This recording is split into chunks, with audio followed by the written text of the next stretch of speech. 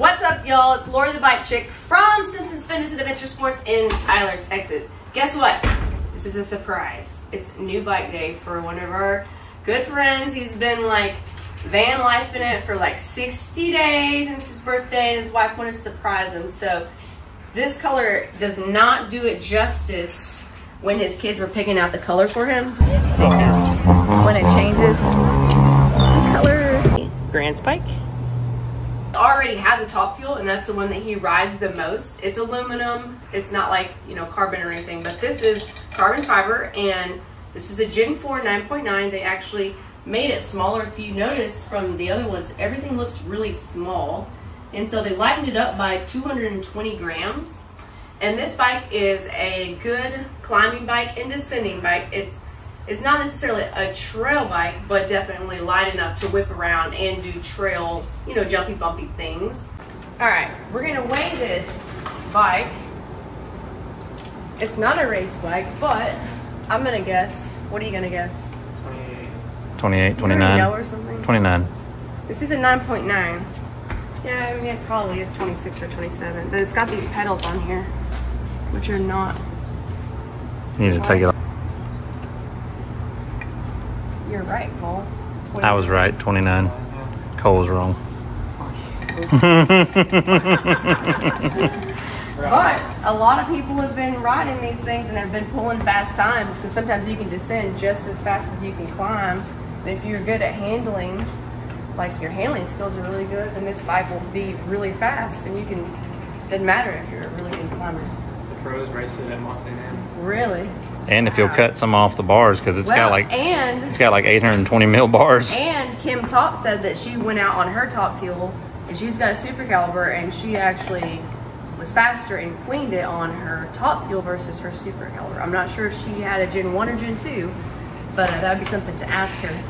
And I know that when I had one, that's the fastest time I pulled was on that thing. So This is like a Gen 76. Gen 4. Gen 4, it's a 9.9.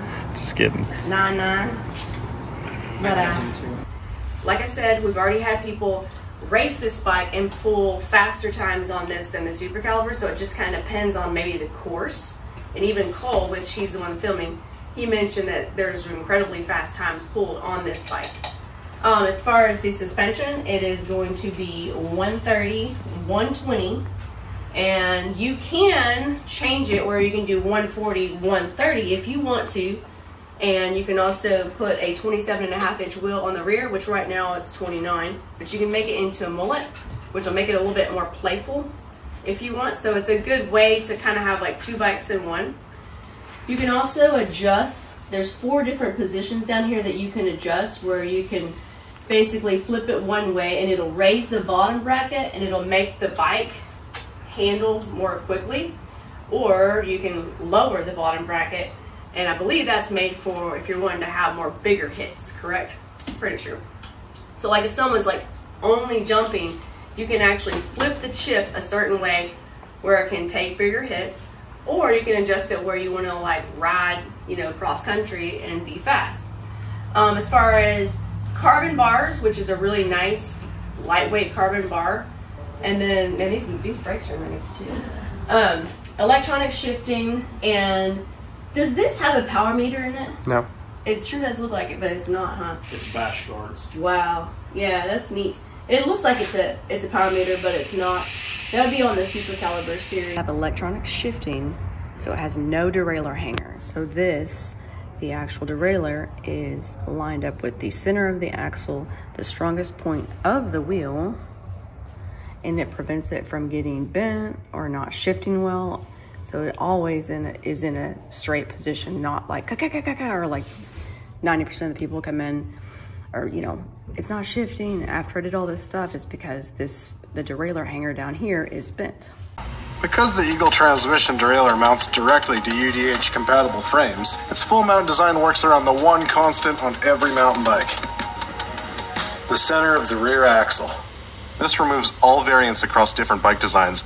Obviously a dropper post.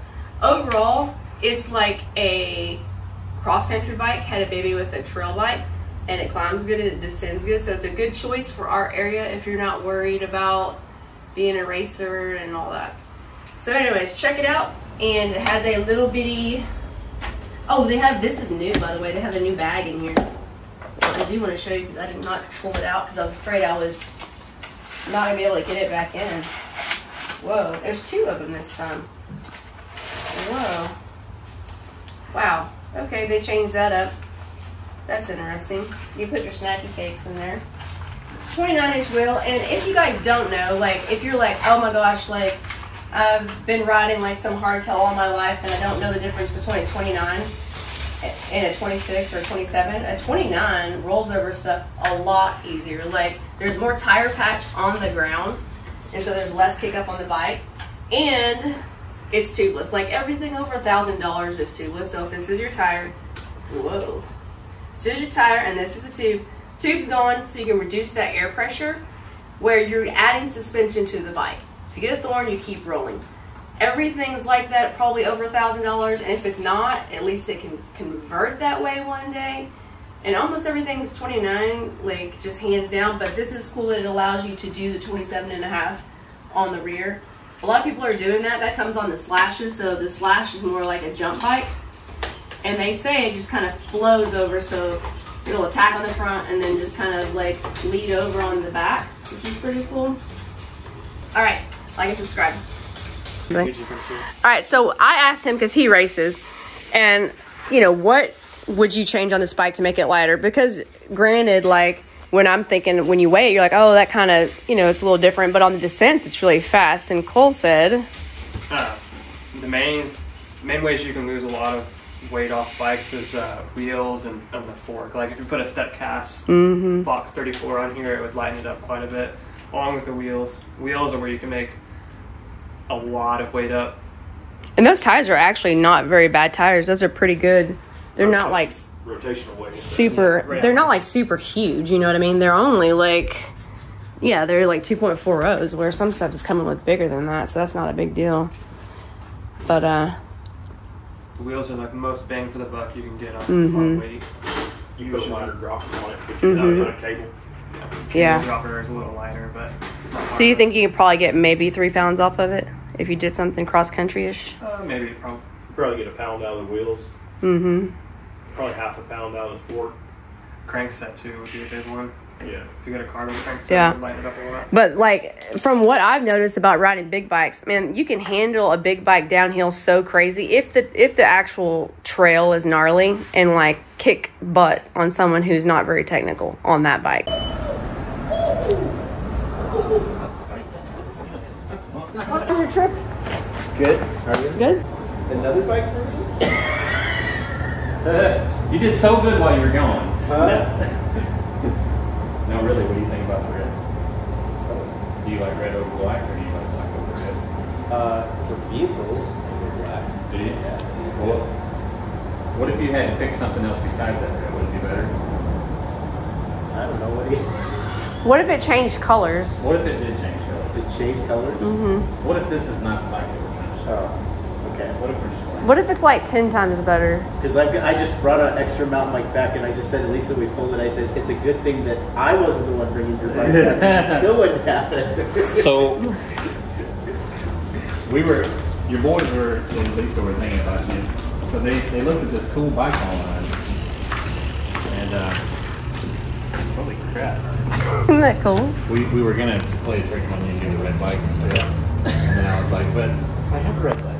But look at it change colors. This is the 9.9, the top of the line. That's the top of the 9. Yeah, the most like the Gen 4, like the most current. All Axis, brand new Axis XO. This is the holy grail of holy grails. Oh my.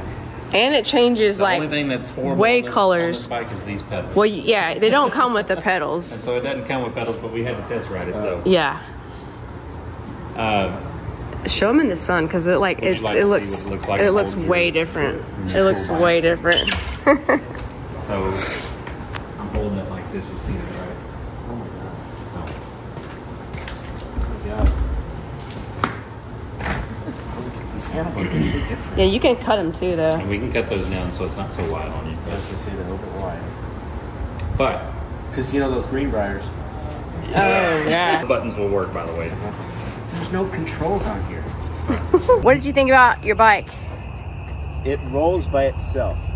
Well, while he was riding, he said it feels like an e-bike. It feels like an e-bike. It's really weird. does. It really Yeah, does. and he's used to like an But it's aluminum frame. But yeah, I kind of agree. Like my Super Caliber reminds me a lot of an e-bike. It's just a little bit rougher on my back. Super fast and super flowy. Yeah, cool. You guys watch, but you got to subscribe.